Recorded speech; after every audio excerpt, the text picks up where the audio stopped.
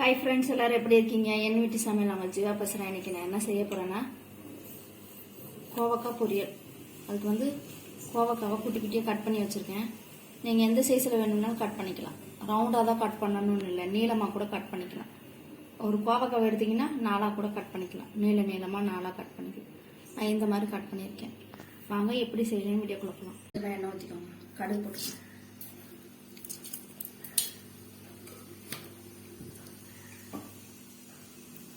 கடுகு பொரியுது. இப்போ வெங்காயம் போட்டுக்கலாம்.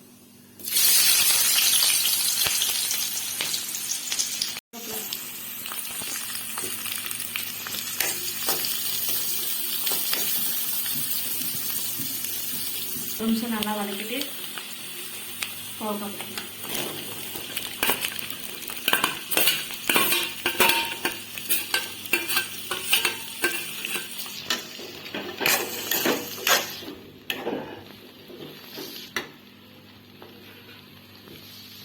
தேவையான உப்பு.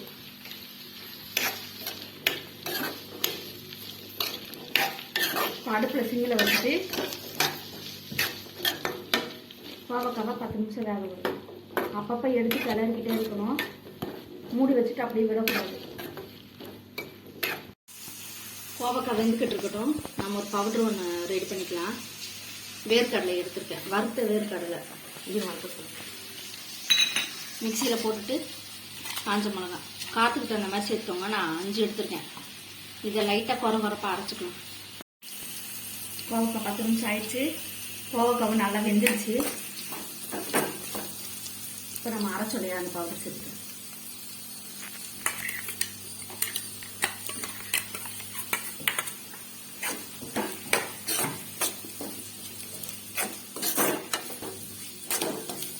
நல்லா கலந்துட்டு உப்பெல்லாம் இருக்கான்னு பார்த்துக்கோங்க.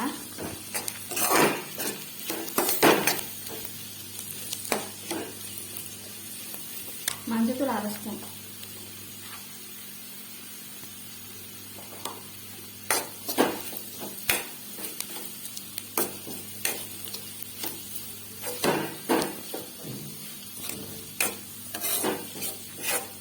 அவ்வளோதான் ஃப்ரெண்ட்ஸ், ரெடி ஆயிடுச்சு கோவக்காய் பொரியல்.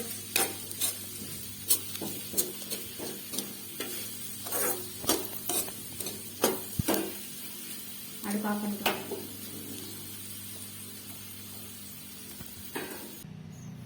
ஃப்ரெண்ட்ஸ், கோவக்காய் பொரியல். இந்த கோவக்காய் பொரியல் வெரைட்டி ரைஸ்க்கு ரொம்ப நல்லாயிருக்கும். தயிர் சாதம், தக்காளி சாதம், ரச சாதம், சாம்பாருக்கு, கீரை சாதத்துக்கு கூட சாப்பிடலாம். எல்லாத்துக்கும் ரொம்ப நல்லாயிருக்கும். நான் சொன்ன மாதிரி செஞ்சு பார்த்துட்டு கமெண்ட் பாக்ஸில் சொல்லுங்கள்.